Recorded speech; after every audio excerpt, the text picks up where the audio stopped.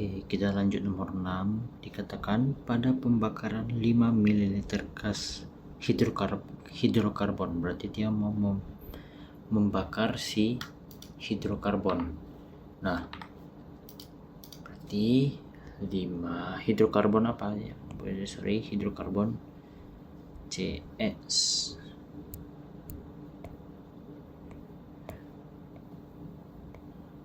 Hidrokarbon CSH, berarti 5 ml hidrokarbon CSH diperlukan, berarti dia butuh bantuan 25 ml gas oksigen.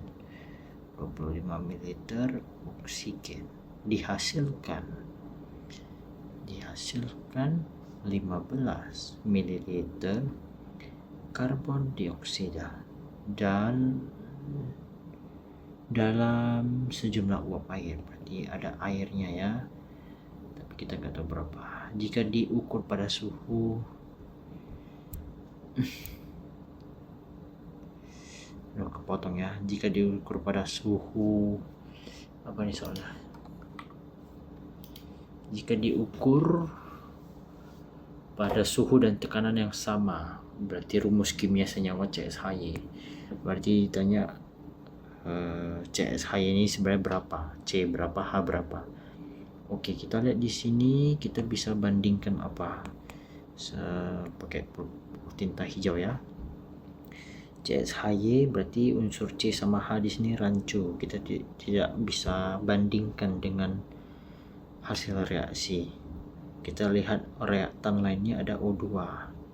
O2 ini jumlah muatannya berarti 25 kali 2, berarti O nya ada 50 di sebelah kiri. Nah, kalau sebelah kanan di sini ada 15, di sini ada O2, berarti O nya di sini ada 30. Nah, berarti di sini kita wajib butuh ekstra 20 O lagi.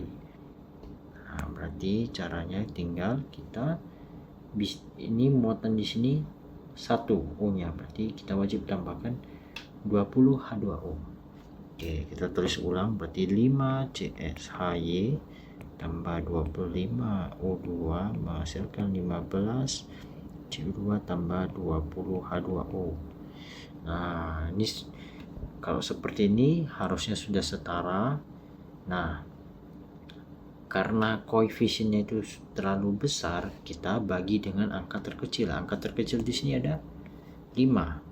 Jadi dari ruas kiri sampai ruas kanan semuanya dibagi 5. Berarti ini 5 CSHY, jadi CSHY doang tambah 25 bagi 5, 5 O2 menghasilkan 3 CO2 tambah 4 H2O.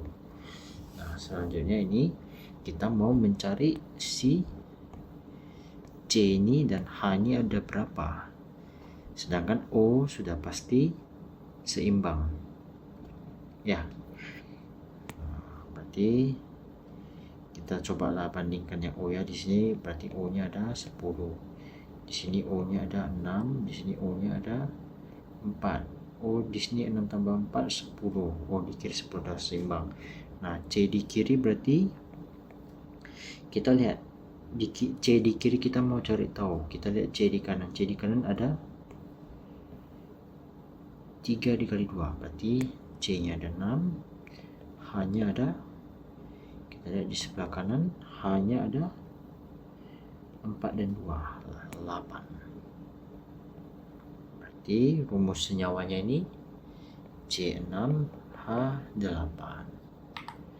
Oke, C6H8. Sorry. Ya, ini C nya ini harusnya 3 ya, karena C muatan di sini 1 dikali 3 3. Ini 2 punya O, sorry. Berarti C nya 3, berarti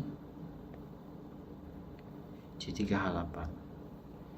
Lanjut nomor 7. Nah, berarti geser dulu ya, bentar ya. Belum saya geser nomor 8, 9, nomor 10. Nanti kita lanjut geser ya. Lanjut kita nomor 7.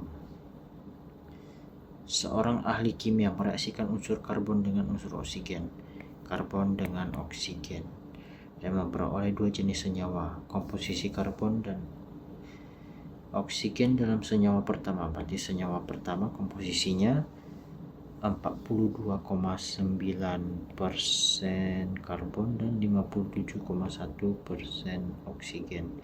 Senyawa kedua mengandung 27,3% karbon dan 72,7% oksigen. Ini ya, seorang ahli kimia mereaksikan unsur karbon dengan unsur oksigen, karbon dengan oksigen, memperoleh dua jenis senyawa.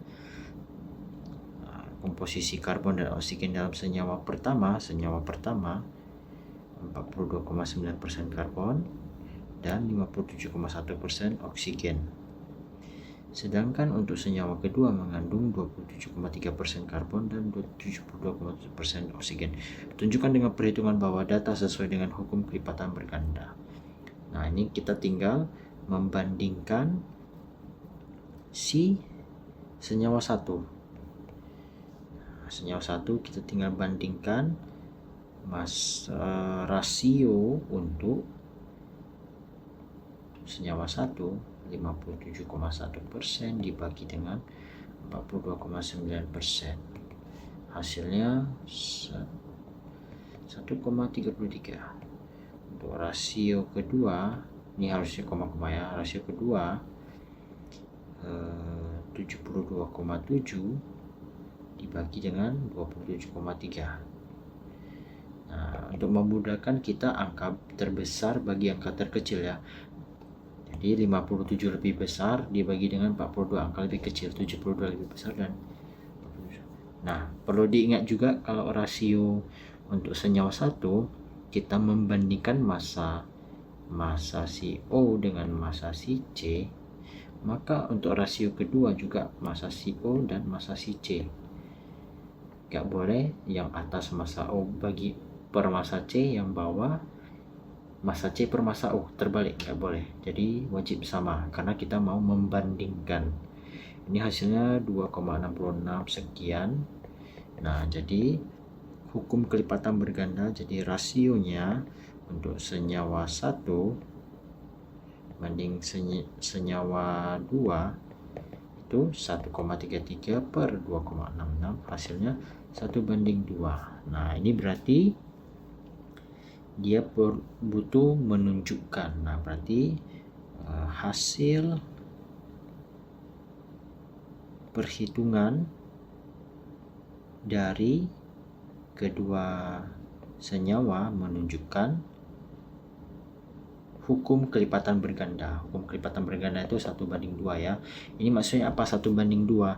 Berarti misalnya ya, saya gambar di sini misalnya untuk molekul CO2 dan CO. Nah, untuk CO dia butuh misalnya massa si C-nya itu misalnya 1 gram.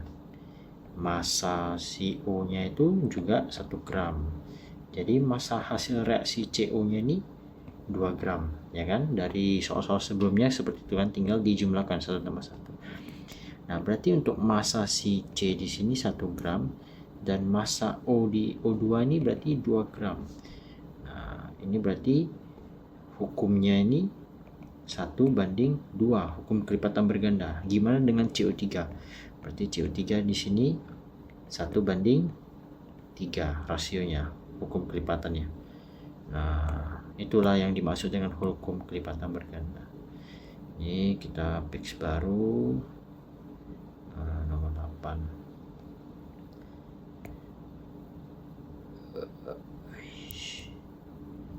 Oke. Di atasnya. Oke, kita lihat soal ini. Dia bilang tunjukkan bahwa data di bawah mengikuti hukum Dalton. Ya, berarti dia ada senyawa A segini, senyawa B segini. Tinggal kita massa oksigen, rasio sama dengan massa oksigen senyawa A dibanding massa oksigen senyawa B. Berarti 1 gram per 2 gram sama dengan 1:2. Ini menunjukkan hukum apa tadi ya? Hukum kelipatan. Hukum kelipatan berganda karena dia sesuai. Nah, cara lain juga selain itu hukum kekekalan massa sebelum reaksi sama dengan massa setelah reaksi. Nah, kita lihat 0,875 untuk senyawa A ya. 0,875 tambah 1 dia jadi 1,875.